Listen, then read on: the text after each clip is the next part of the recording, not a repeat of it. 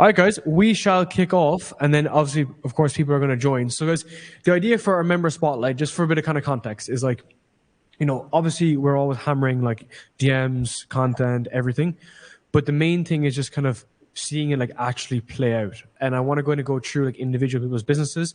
We usually go through everyone that's inside of Apex. So a lot of people that are in Apex, which is more of like a scaling program, they would have started off in the incubator just like yourself, Ben.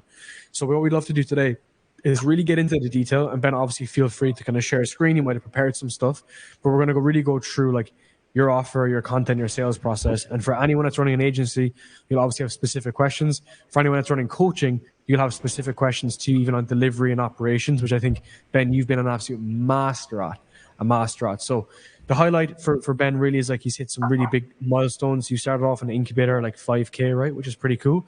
And then you've scaled and you've been consistent in around that 40K mark, which is nice, right? 40 to 45K point. Sorry. So let's kick off. So Ben, let's go kind of, if you don't mind, like kind of go through your experience initially. Let's kind of give the high level summary initially, like what you do, how it functions, the whole setup. Sure. So first off, super happy to be here. I'm happy to help any way I can. And then what we do is we're a short form content agency in essence, but I personally hate that word because I think people think we just edit videos, but we do like a lot more than that.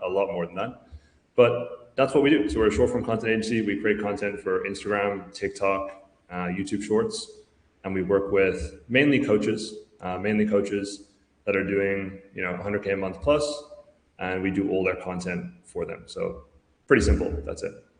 Yeah, man. So how did you get to running that agency? Like what was the actual idea in the beginning? Because a lot of guys are still trying to like fine tune their offer and so on. And then obviously you settled on coaches, which I think I said it to you at one point. I was like, dude, all your clients are coaches.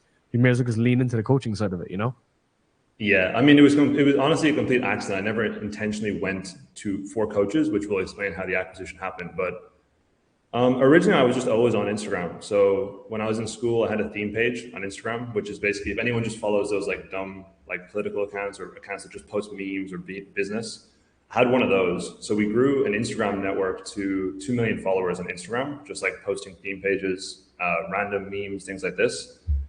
And then I got one client. I was doing like growth management for them. So I was on like a partnership with them where I got like 20% of their revenue. So we scaled his coaching business from like 0 to 55K a month. He was like one of the first people that I helped.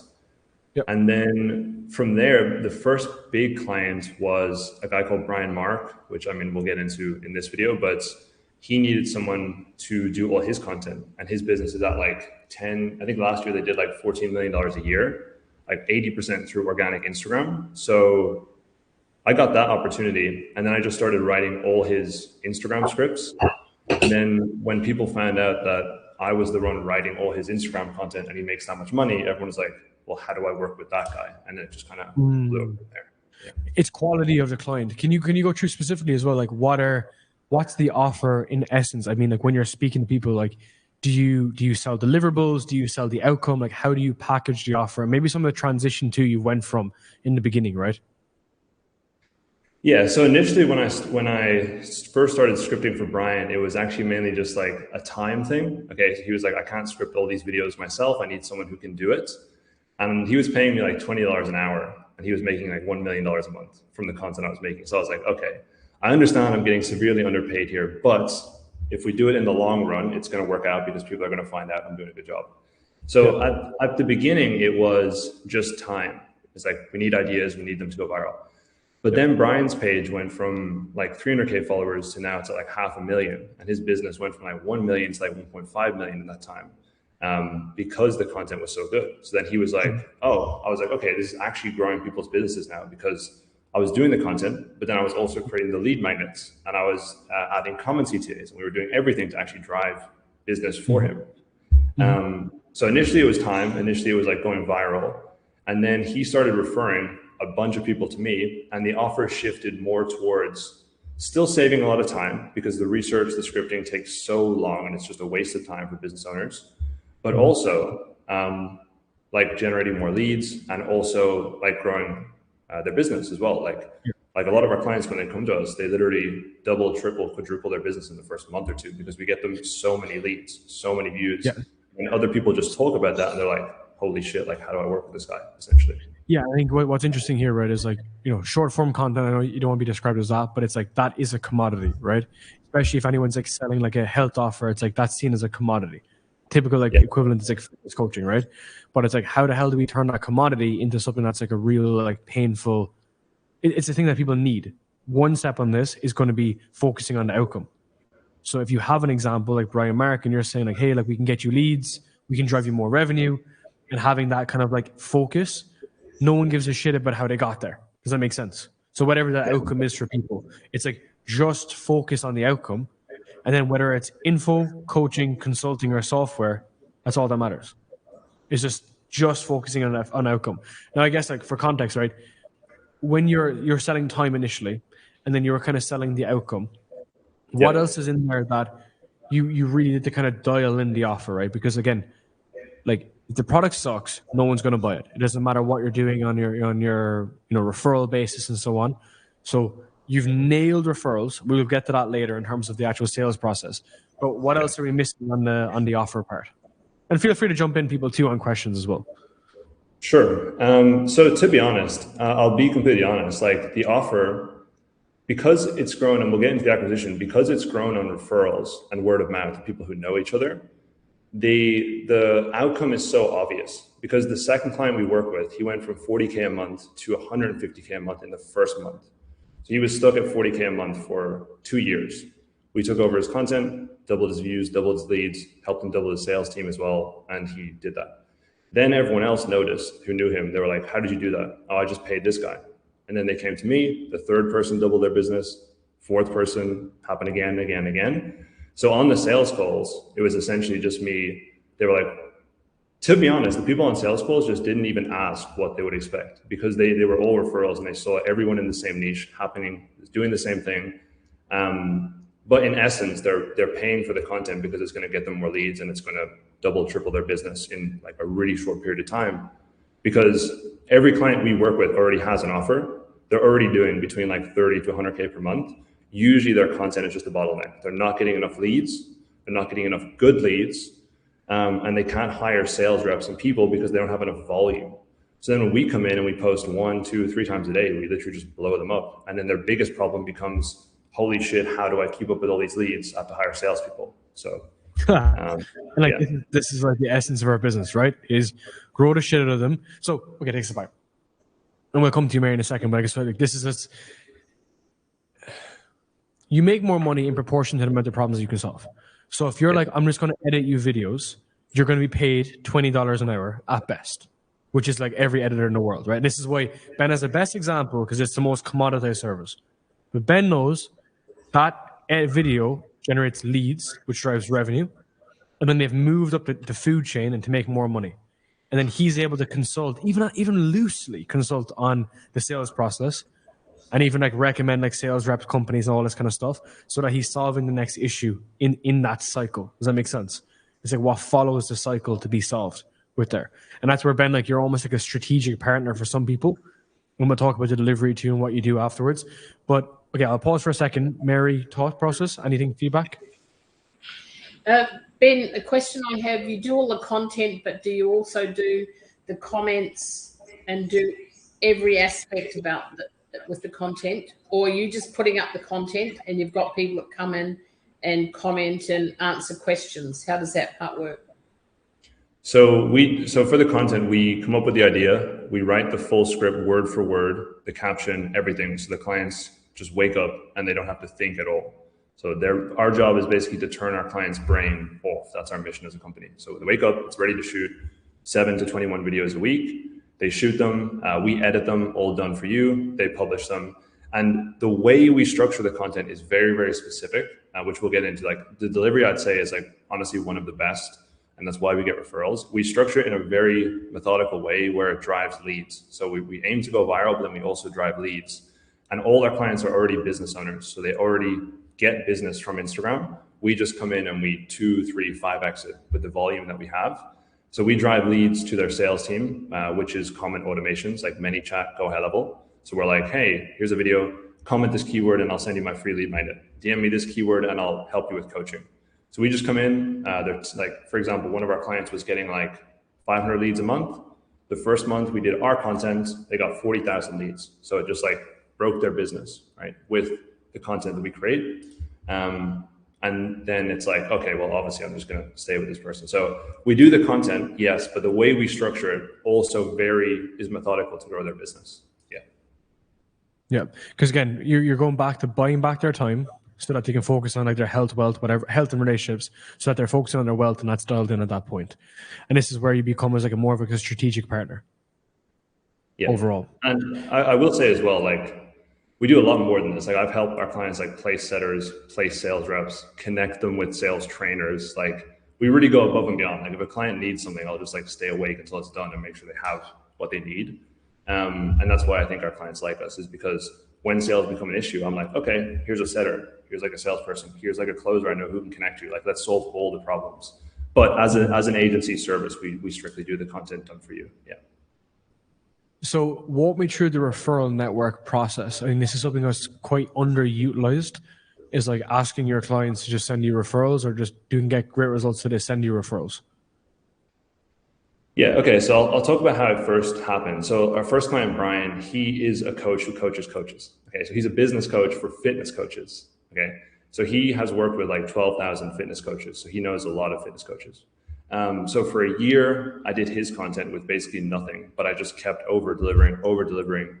And then eventually I didn't even ask. He just started sending me his clients because they're coaches who are doing like 50K a month, 100K a month as fitness coaches. And one of their biggest bottlenecks was like, they all sucked with content. They had a good offer, but they didn't have time to record. The content they did post got no engagement. It got no leads. A lot of them were wasting money on ads. It was just terrible. Okay.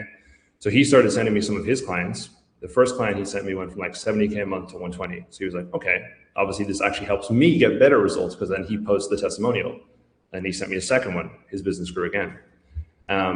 So that's how it happened initially. It was just completely organic. Brian was just nice. He just kept sending us clients.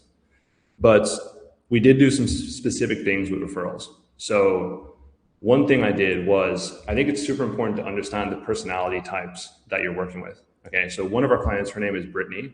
She scaled super quickly, but she's quite short-sighted in terms of like, she's very impulsive and she likes to post like 3 times a day, but she doesn't really think long-term. So her main focus is she wants to save money, cut costs. She's very wary about it. So I told her, I said, hey, for every client you refer me, I'll give you 50% of the first month's retainer. We don't offer this anymore because it's incredibly high. But she then literally became like a super spreader for us. She sent us like 3 referrals. It added 15K a month in recurring revenue to us. And that was good for her, because then we did her content for free for 2 months, because the referral credits went towards more content. She didn't even want me to pay her. She just wanted more content. Okay. So that was the first one, is like, you have to understand the personality types. And then another client, he's very long-term sighted. So for him, I pitched him a paid in full for the year, and that obviously bumped up the revenue quite a lot. And then the last thing I'll say is, with Brian, there was a point where he was sending me referrals, but I was like, I really feel like I should give this guy something. With him though, I can't really offer him like money necessarily, because he already makes a shit ton of money. But I said, like, what can I offer him? Well, he posts 6 times a day already, but he wants to post more. So I said, hey bro, how about for every client you send me, I'll make you 35 carousels, because he could never make carousels correctly. So he was like, okay, Ben, if you can make me a carousel every single day, I'll add you to my mastermind group with all my clients who make more than $1 million a year. So I was like, okay, I'll make you 2 carousels a day, which only costs us like $1,000, by the way, like 1.5K a month. He added us to that group. He said, hey, everyone, work with this guy. And then we onboarded like 15K a month in recurring revenue. So I think what you have to do is look at your current clients and see what can you offer them that they actually care about. For some, it's more content. For some, they want to save money. Others want to pay in full for the year. You have to find out like what you can leverage to other people and what they want. Yeah. Dude, that's absolutely insane. So like it's profiling, right? People that are like more insecure, secure, people that are more ego driven, more internal, right? There's different levers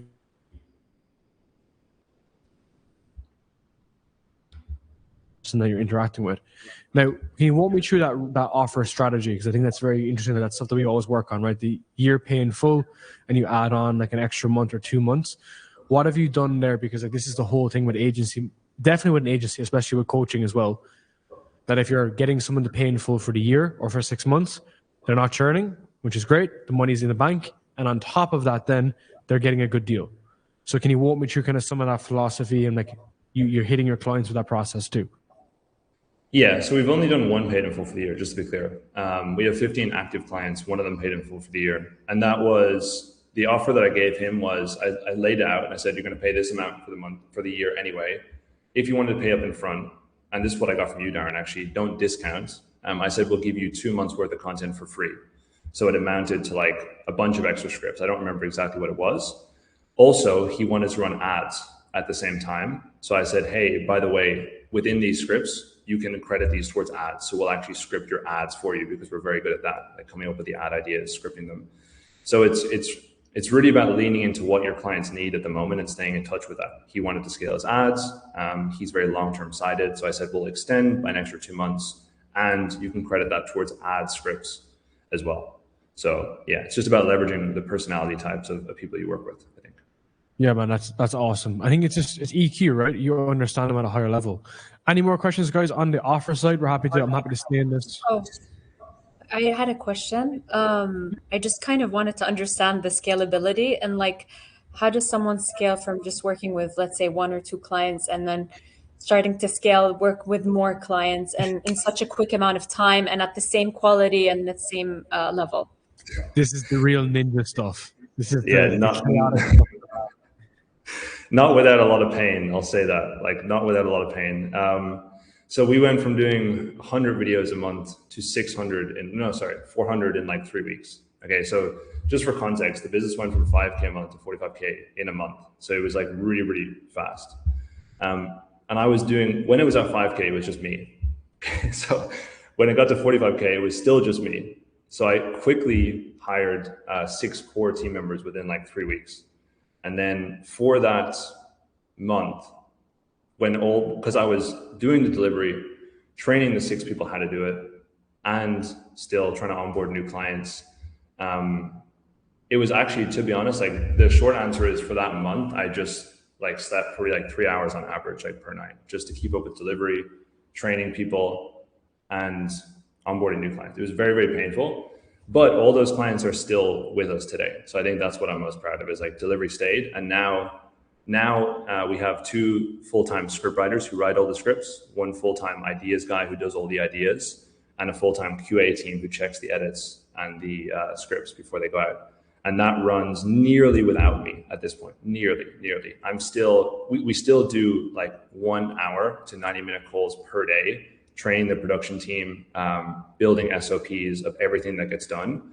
But now I spend about like probably like 4 to 5 hours a day on delivery, not like 18 hours before. So I think for me, I guess the biggest lesson was, we'll get into this too, like I just massively increased my prices. So I like tripled my prices in that month, which then gave me the capital to hire those people within the month. And now they run it without me. So I can go more in depth.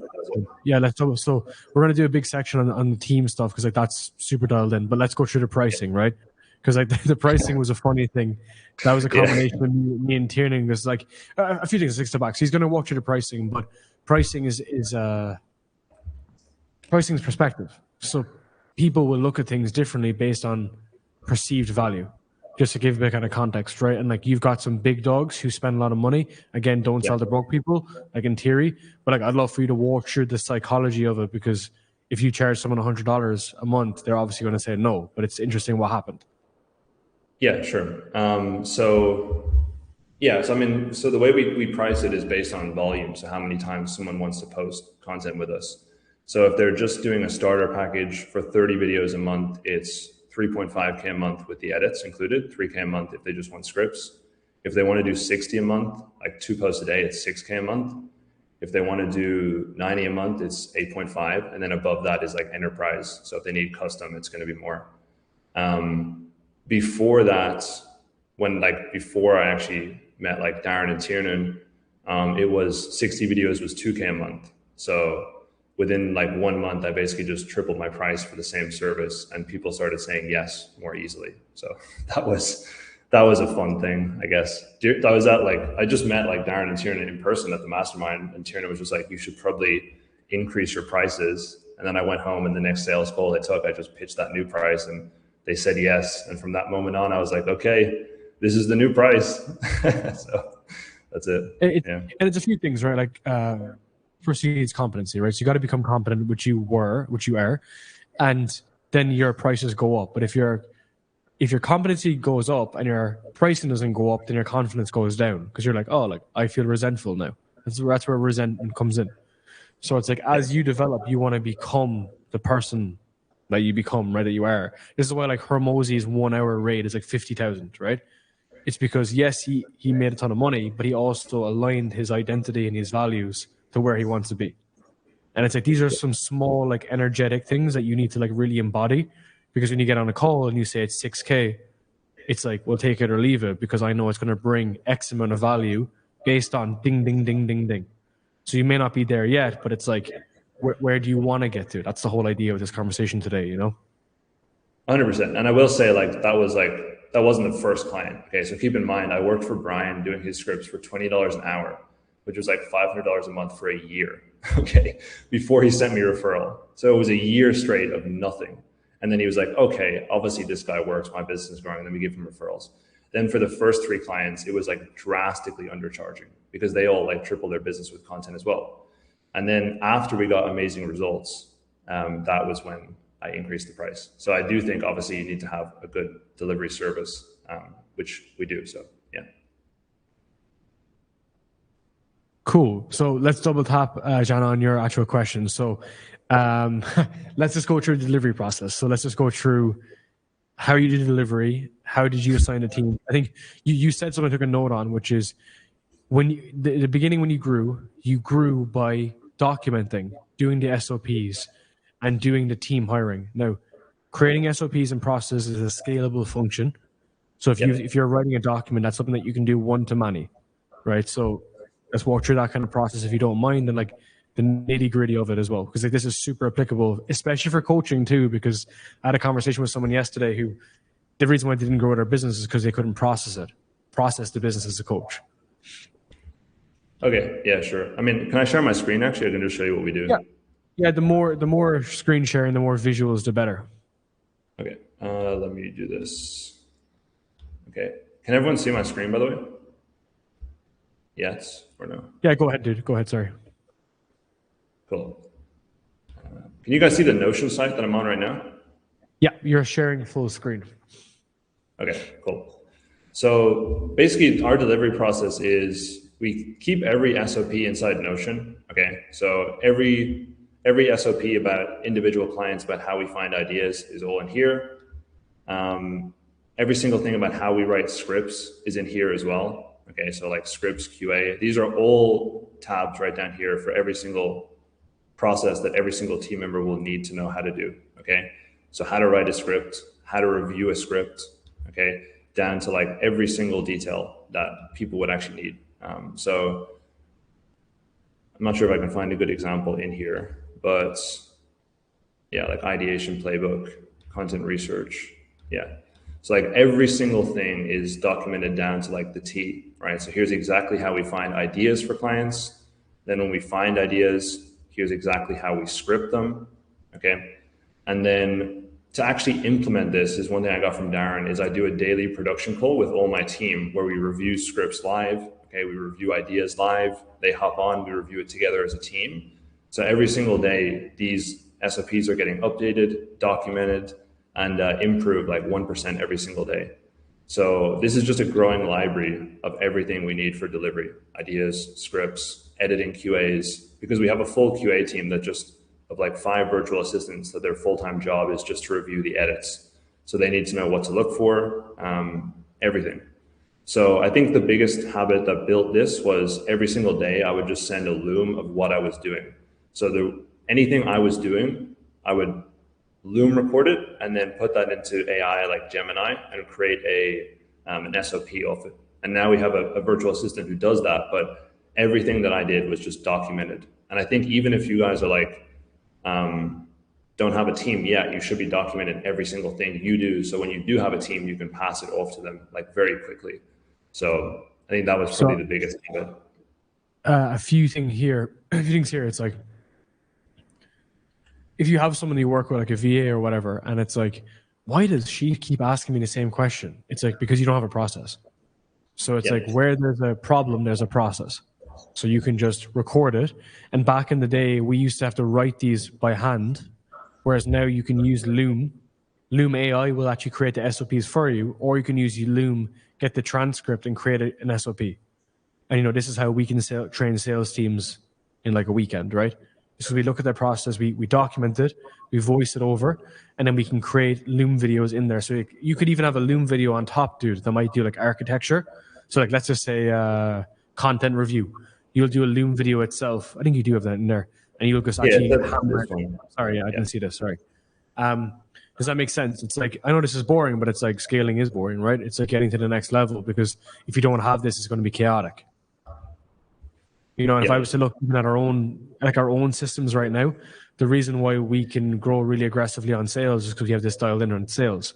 But for my software company, we don't have a customer support function playbook yet, but we need that because I'm hiring 10 reps right now, so customer support reps.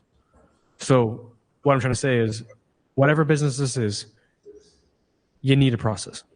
And it has to be like McDonald's. And they come in and they follow a process. And then so it's like, there's a problem. It goes back to P's. There's a problem. Is there a process? No. If there's a process, did the people follow the process? If the person followed the process and it still sucks, you're the wrong people. Did the people follow the process and the process worked well, or did not work well? Then you have the wrong product.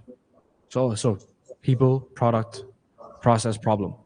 And just always think through that lens. And it always goes back to people executing the process. Yep. Cool.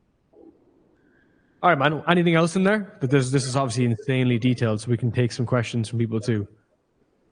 Rebecca says she loves this. That's very thoughtful. Thank you, Rebecca. Thanks. So we love the detail, right? Especially for running any sort of agency. So can we walk through as well, like how you hire people, right? So I think this is quite interesting. Is like, you're not a leader, you become a leader, right? And you have a large team now randomly, like that happened overnight. So How did you hire people? What do you look for in people? And most importantly, like, how did it kind of pan out? Yeah, sure. So I'll give you an example with editors and then scriptwriters. Both are super tactical. So with editors, what we do is we put up a job post, typically on Upwork, and then we get 40 applications. We only message the ones that have a 100% credit rating already, like rating of what they've done before. So we know they're good. That's normally like 20. Then we get them to do a sample piece of work. Okay. And we only respond to ones that give us a good piece of work within 24 hours. Anything less is like too slow. From there, we take those like last 3 or 5 and we put them in a group chat and we get them to do some live work for like 2 to 3 days. And then we put them in with an example client, like one client, and just let them run. So it's like we get a large pool and then we vet, and then we put one in live. We watch them really closely for a week. We make sure they have daily standards around you need to hit 2 edits per day. Okay. Same thing with the scriptwriters that I hired. We originally hired 3. There's now 2 just because one of them wasn't performing. But essentially, I just ran a Instagram ad, okay, that said, hey, this is what I do. This is the company, we're hiring scriptwriters. Everyone that applied had to go through a screening process where we gave them a sample script to write. Here's the hook, here's the idea, write it. And then out of like 30 or 40, there was 3 that were good and those were hired. And then there's 2 that are left because the other one just wasn't like hitting the standard of speed every single day. So I think the biggest lesson I've learned from hiring is that you need a lot more than you'd expect. So like you always need to hire in 2s, 3s, 5, like because we have 8 active editors, but we've hired like 14. Okay, so you're always going to have to get rid of people and just give yourself a chance with more volume, and then just let the winners like show themselves, basically. Yeah. So I always think about, like, if you look at like JP Morgan, Morgan Stanley, all these companies, the reason why they have the best investment analysts or whatever is because they'll get like 150,000 applications. They'll review them with AI. They'll have 4,000 left. They'll go over those with HR. They'll interview 180 people. Sorry, they'll interview 1,500 people, and they'll give roles to 180. Now, None of us are Morgan Stanley, but what can we learn from that process? They have a large pool of people that are filtering in continuously. They have a process to review people, and then they have a process to interview people. So if the process sucks, then the people suck. And it's like, how can we take examples of that? And, you know, Ben, you're the perfect example. More lead flow coming in through Upwork, lead flow of people. And then that kind of systematic approach. And of course, like, it's kind of like your first date. It's not going to be the person you marry, but it's going to give you an indication as to what you like and what you don't like. And then it's kind of like a filtration process like, ooh, red flag, don't like this. Ooh, I like this from this person. Yeah, exactly. Yeah, so the more volume you have, the more you can see like what actually a high standard is as well. That's one thing I've learned. Like at the beginning, you don't even know what a high standard is, so you need a lot of people to see what that looks like. Yeah, and I think the interesting thing here as well is like you can have high standards. What I mean by this is you never want to hire someone when you need them. You want to hire people when you don't need them, and then they kind of train. They get into process, because if you don't and you need them, well, then you're going to make a rash decision and kind of screw up the process. Yep, agreed. Cool. Yep. Any questions, guys, on this? Like, happy to take some feedback as well. Cool. Awesome. So delivery process, that's fine. Review process, that's awesome on the team size. What about on anything we're missing on the sales process overall? With the sales process, no, not right now. Like the sales process is super simple. Like for me, it's always been leveraging referrals up to this point and word of mouth. And that's how it's grown right now. And then my goal is actually to use the system to grow my personal brand now that I'm nearly out of delivery to acquire there. So you've done like the inverse, right? Like you've just hammered having the delivery dialed in, utilizing your customers as an acquisition channel, which is great, right? When the product is great, the product grows itself. However, the path from where you are now to like 100K a month, how do you plan to what's the process initially?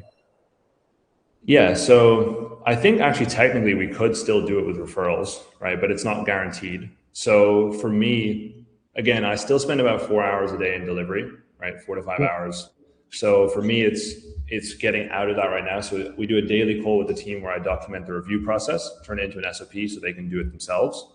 And then for me, the goal is actually just to take the same content system that I use for my clients and just use it for my personal brand to grow on Instagram to get leads there. And the next step for me will actually have to be hiring setters in the sales team, like all my clients have. Yeah, and then we can put in setters. It's an easy thing that we do in Apex, right?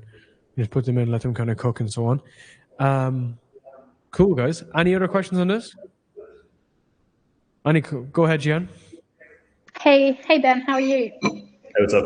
Good to see you again. How are you? Yeah, you too. Oh, sorry, I'm kind of in the middle of dinner. That's why I'll put it on.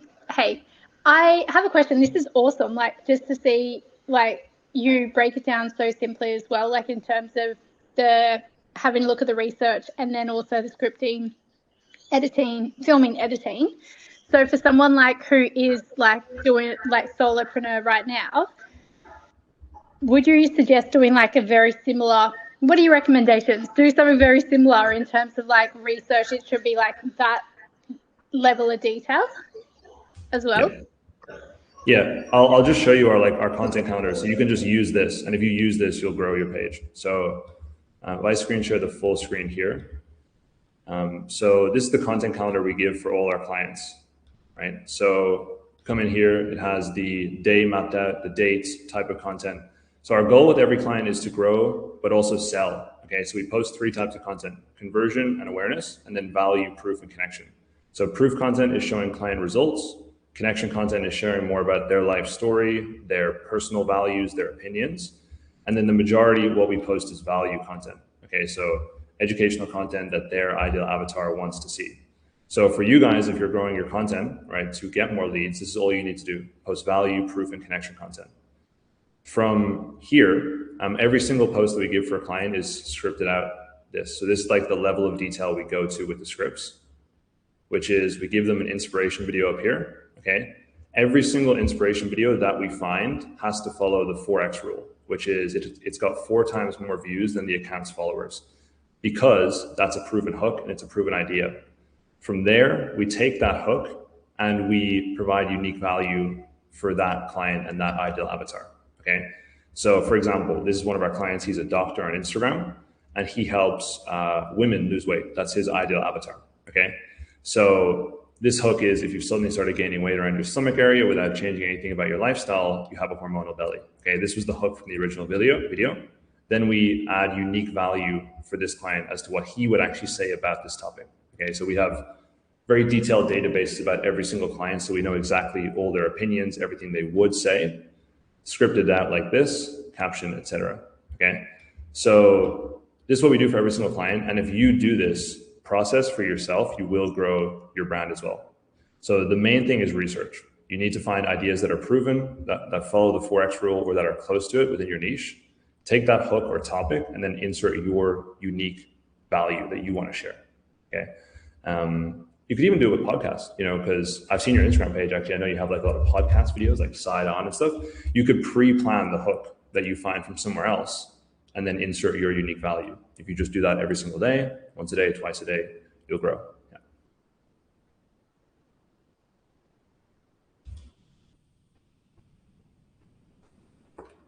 Go ahead, guys. So, Kellen, you want to go next? Hey, Ben. Good to meet you, man. Great value so far.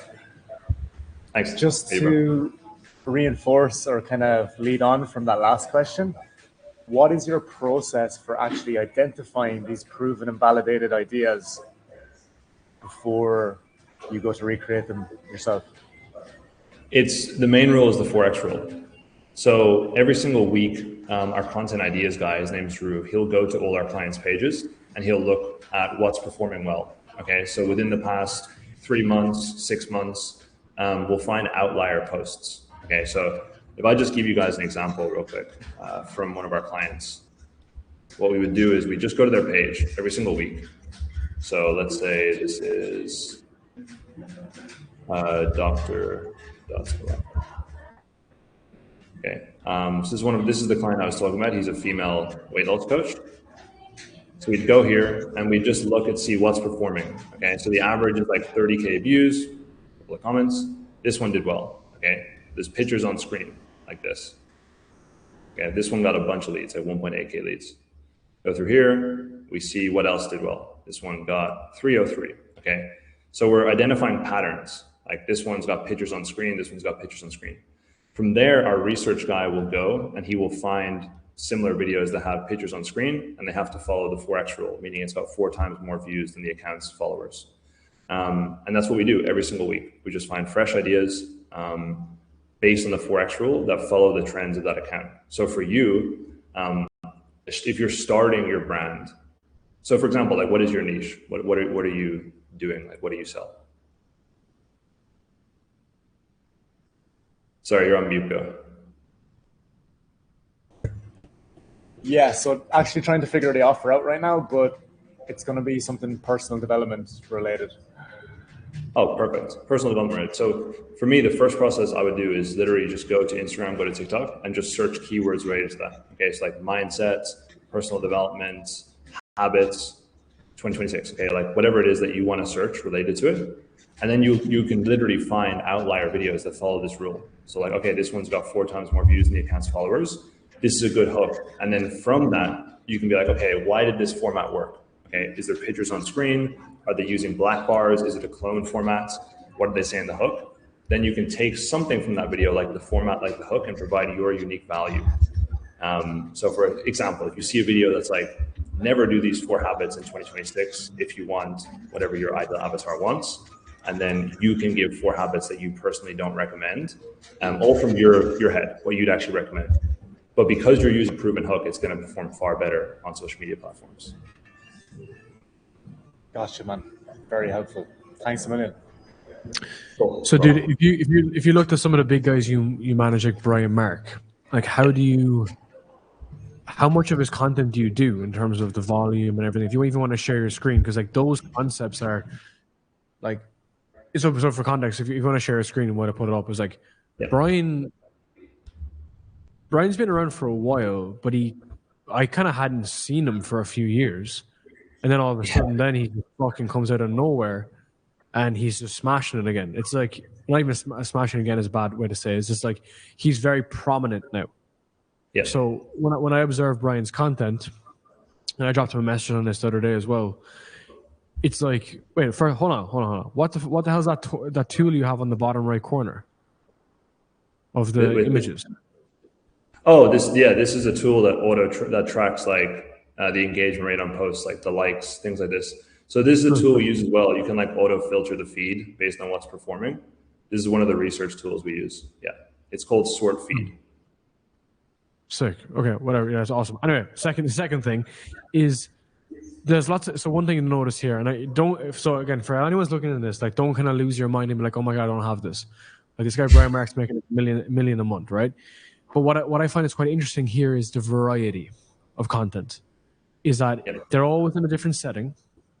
The formats are different. So there's format and there's also variety. So can we walk through this as an example? Because it's going to give people a lot of context to your content. Yeah, sure. So we do about 50% of Brian's videos. He posts 6 times a day, so he does a lot. Anything that's like educational, we do. Okay, so anything that's like this video where he's like educating the audience, like I don't know how much to post, or this one about sales, we do those. If it's just like raw talk videos or memes, he just does those randomly. Okay, so all the education content. And the process every single week for Brian is we just go through his page and we're just analyzing the same as every other client. What are the outliers? Okay, so you can see the averages are like, 40K views, which is all right. We're looking for ones that are going way above that. So for example, if we go through here, this one did well, 1.4 million views. Okay, this one is a format where it's pictures on screen like this. Okay, so next week we're going to put in more pictures on screen. This one's a clone format about the Instagram algorithm. So next week we're going to look for ideas on TikTok and Instagram that involve the keywords Instagram algorithm and that are in clone format. So we're always, this one again, also pictures on screen. You can see all these have a very similar format, pictures on screen. Now, with this, what we do every single week is we have a Google Doc. So what's working for views, what's working for leads. By leads, we just mean comments. So for example, this one, 2.4K, because that's how he drives leads. And then from there, once we have that Google Doc, we'll just ideate on new ideas like this. So we'll try to find more pictures on screen. We'll even look at other niches. So for example, if we go to like Baxter, this guy is like a fitness coach, Baxter Brown, he does these pictures on screen. And this is actually where we got this idea from, is he did this, like images. This is a working format, but we just took it and made it about business software tools. So every single week, the process is the same. We just look at the client's page, what are the outliers, and then how can we do more of those in new, interesting formats?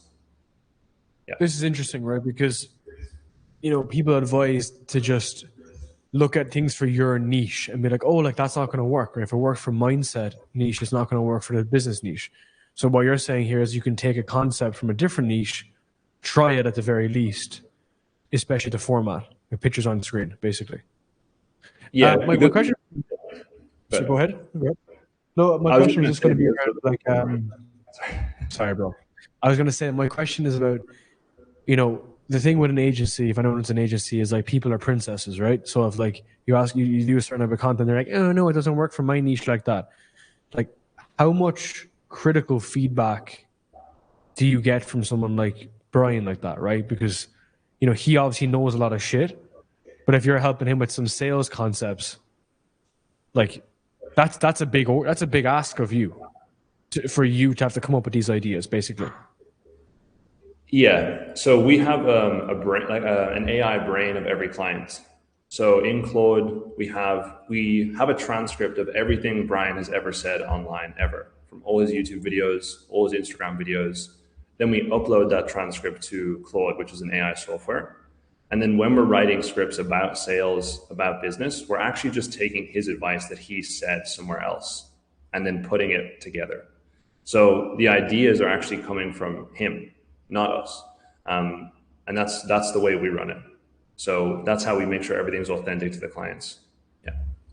Yeah, and this is interesting because when you guys bring in setters, you should have a brain of your own brand that the setters can pull from. It's the same thing, right? It's just like, it's always an action thing. It's like anyone can do this. Like this is your own content that you have that you can pull from ideas. and formats. So the action item here is like, for you guys, is like, get all your YouTube videos, your best videos, throw them into a custom GPT, build out like a Claude GPT or some shit.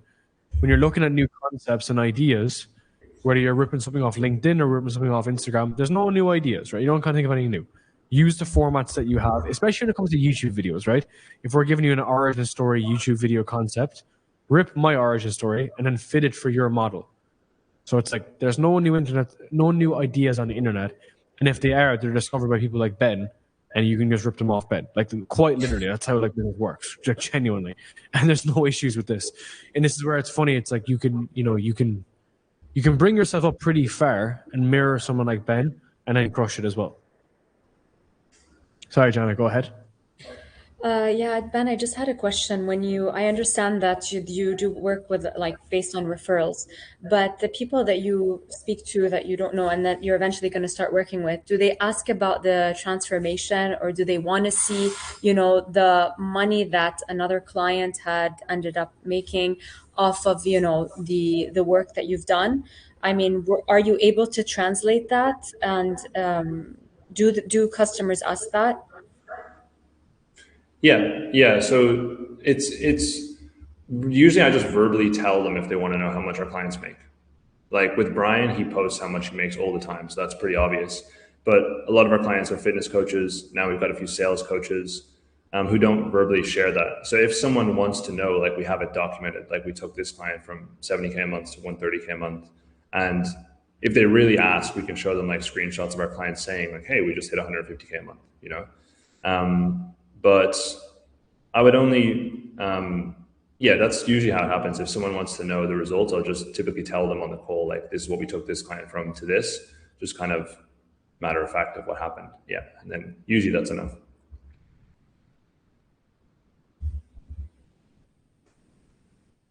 Awesome. More questions, guys? You can ask him anything to do with content, anything for your content, anything on his business, anything on his team. Our leads, sorry, I'm the one asking a lot. Sorry. One question I also want to ask, like, do you find the key place where like most of the sales come from the clients that you work with are from Instagram or YouTube, or there really isn't a formula for this? You mean where I get leads from personally, or where my clients get leads? Like the clients, after you do the script and you give them everything, do you find that the sales that they get out, or their leads to work with other potential customers, is it mainly through their Instagram account or through YouTube or other channels? Instagram. Yeah. So all our clients pretty much run the same appointment setting process, which is Instagram DMs. Even Brian. Yeah. So we get them leads through Instagram DMs, through lead magnets or direct call to actions, where it's like, hey, I have my free guide, comment this keyword.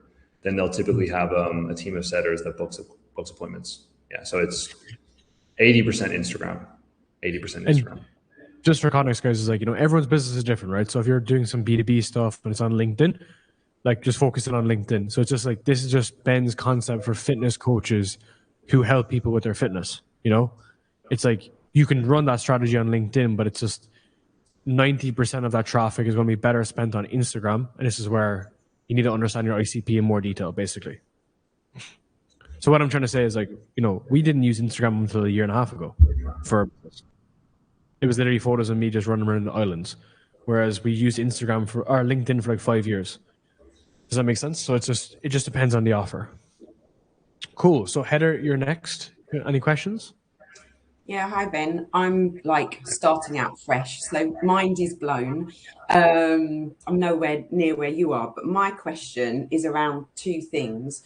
One, a lot of my content. So I've pivoted from corporate life, and I'm a midlife coach, basically coaching women how to live their best life, trying to emanate what I've done, moving out of the grind.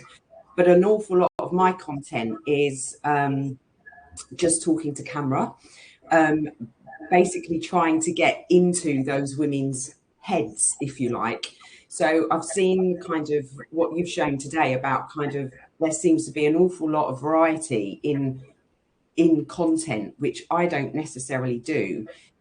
is that a big blocker, would you say, for someone who's starting out where I am? So your main thing is right now you just prefer to do one format, which is just like talking to the camera? Yeah, kind of. Primarily, it's all kind of authority pieces, to be honest. You know, around, I understand how you're feeling, but it doesn't have to be like that. That kind of stuff.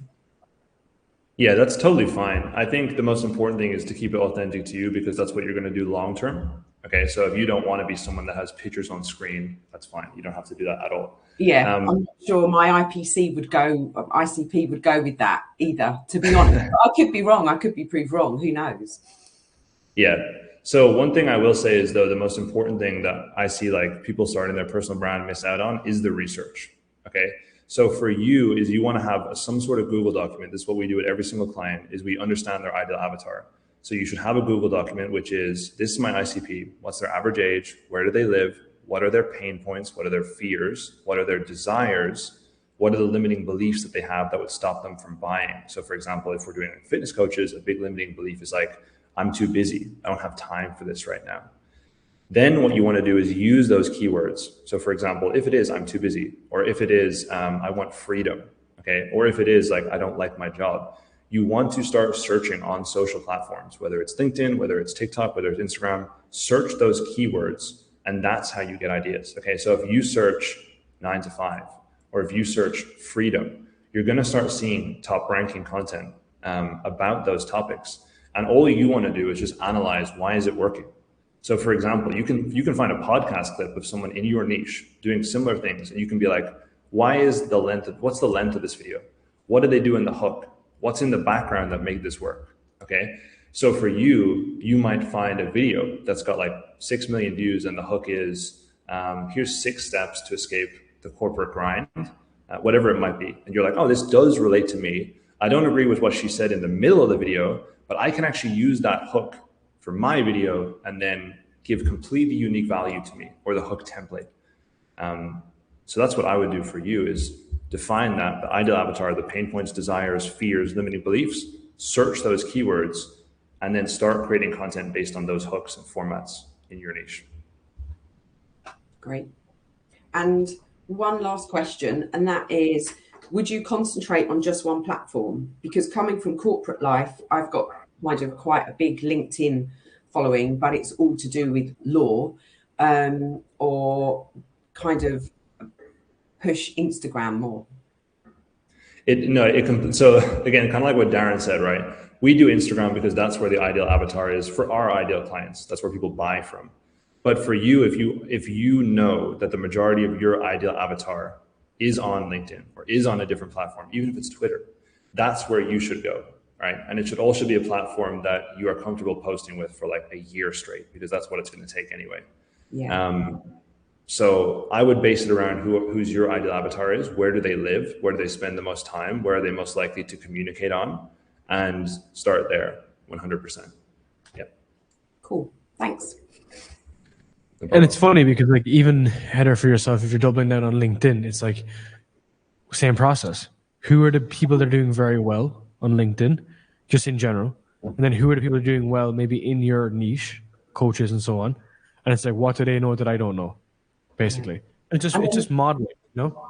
The LinkedIn algorithm is changing right now, which is great for me, because it's how it's working is it's looking at the depth of content rather than pushing it out to people that have always followed you. So I feel like I'm in a perfect storm at the minute. Awesome. Sounds good. Bianca, how are you? Good to see you as well. Hello, thank you. This has been incredible. Thank you. I am just wondering, and I do have a team that works, well, 2 things actually. My team over in the Philippines, they will handle all of my Instagram stuff, but I'm just wondering for DM responders, is there like, is there one size fits all? Is there multiple to choose from? I'm not really familiar with all of that type of stuff, which is why I hired someone to handle it all for me. So would you recommend, like, is there one that you could recommend? Is there multiple? Yeah, I mean, so the 2 main ones are just ManyChat and Go High Level. Either one can work. Pardon? Yeah, ManyChat or Go High Level. Those two are good. Manicha? ManyChat, so MANY, and then chat, CHA. Sorry. Yeah, The Irish accent. Cool. Don't worry. Yeah, sorry, my bad. So ManyChat is one. ManyChat? Yep. Okay. ManyChat's perfectly fine for that. Okay, cool.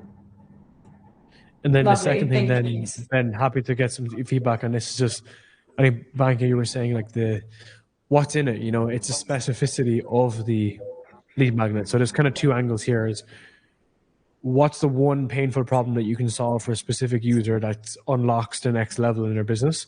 So it could be like how to fix your funnel, and you just focus on the funnel, and then after the funnel, then you give a CTA and the booking call. That's one side of it, which they're very specific and to the point. Or the other flip side of it then is you kind of go big with like a free training that we always recommend putting together as well. So I have a 4-hour free training. And it's like, Yeah. they're both valuable, but just for different reasons, right? It's one is very specific, it's bite size, and that's great. The other one then just shows like, oh, Jesus Christ, like this person spent 4 hours doing this video. Like I just created a 3-hour free course for sales. And I just sat down on Sunday and I did the whole thing in one go. So it's like, there is just an element of reciprocity that needs to be built with the prospect. So because I leverage both the customer and the client in the DM chat, is it like they can say I'm a customer or I'm an installer, and then like it goes through a filtering process? I would say, sorry, it's just more specific. Because I don't want to. Yeah, so Go because I don't want it to, I don't want it to, like I'm not going to be booking in calls with customers. That's not, they will submit a request to receive a quote from an installer. Yeah, okay, got it. So it's but more. The booking call side of stuff is like for the installers, right? So I'm sort of wondering, because it's going to be mostly customer facing, I need to filter out who's who. Yes, as well. Okay, so just, you can give more context to your offer, but if there's multiple components, right, if multiple stakeholders, it's just, what's the first problem that we can solve for them? How can we start the journey with them? And then, everything that happens afterward, it's like, it's the first date, right? It's like, it's just the first date. We don't need to go over the marriage certificate. It's like the first date is just to establish some initial ideas. And everything that happens afterward is the next stage in a sequence. Are they the right person? X, Y, Z, what can happen from here? So I think it's very just step by step, right? We don't want to get married on the first date. We don't need to do it all. And this is why I'm saying for the bite-sized lead magnets, you might be like, okay, for my offer, I need bite-sized stuff versus a massive free course. Great. What can we pull straight away that can do that?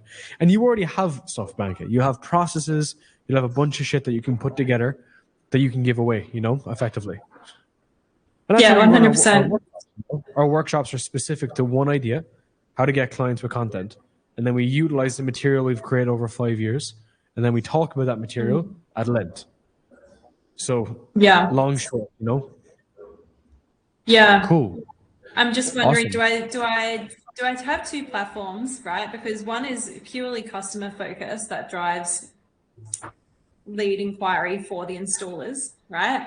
And then you've got a consulting side of it that is like I onboard clients and I work with them and I give them the leads, because it's an educational platform for the customers. Like I'm not just generating leads for installers, right?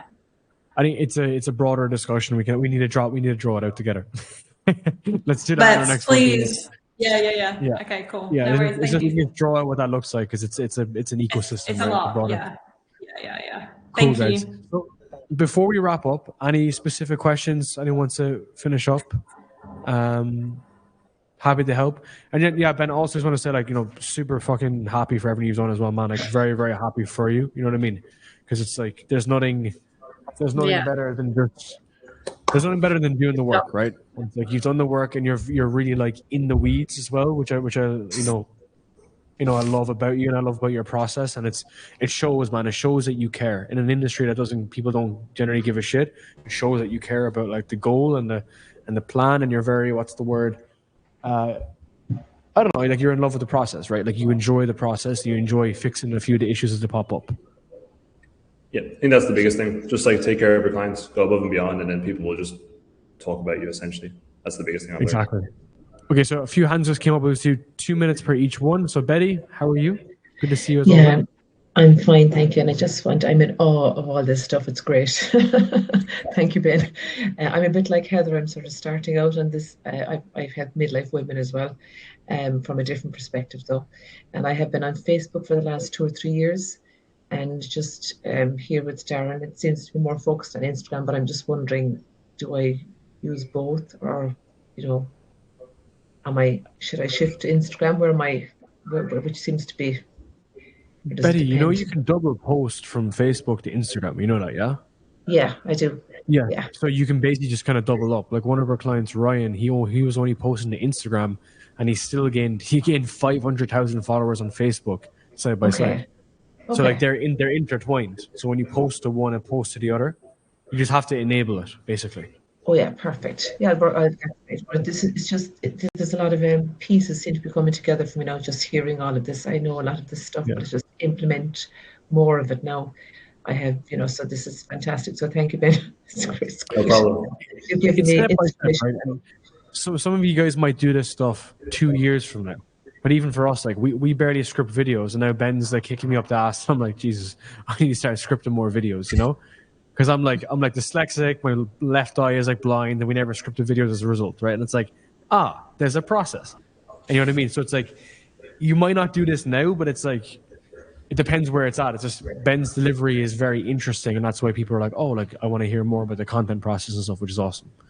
Cool. And then just before we wrap up, Michael, how are you doing, dude? Hey mate, thank you, Ben. I really appreciate that. You've given me a lot to think about. I'll maybe give a wee bit of context to what I do briefly. So I recently just joined the program, so I haven't actually built my online ticket or program just yet. I run like an in-person personal training studio, and I'm starting to, as we have scaled and grown, like we're getting to the point now where SOPs are obviously becoming a lot more important. So it's just to maybe pick your brain on like when you create SOPs around certain areas.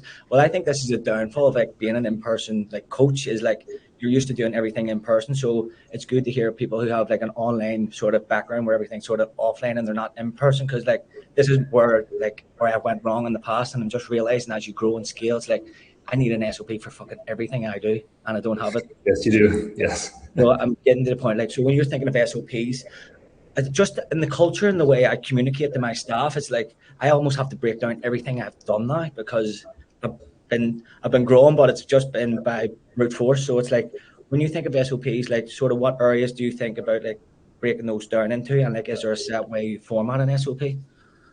I'll just show you an example. Okay, so this is literally what I do every day now. And also everyone on our team does it. Okay, so this is my calendar.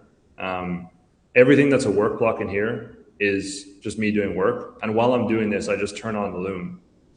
So literally, I don't do anything anymore without recording it on Loom. Okay. And Loom is a free software. And then what I do is I take Loom, the transcript, and I just make an AI summary of that. And then you can put it into Gemini, you can put it into ChatGPT, and you can literally just tell it to say, hey, from this transcript, please turn this into a step-by-step SOP, and then just give it more context. And then to implement that, I have a daily team call with all my team, and we just focus on one point from it, So for me, it's super easy. I don't do anything extra. I literally just do what I'm doing daily, but I turn on Loom every single thing I'm doing right now. And also I ask all my team to do that too. Okay. If they're scripting, Loom it and then turn it into an SOP.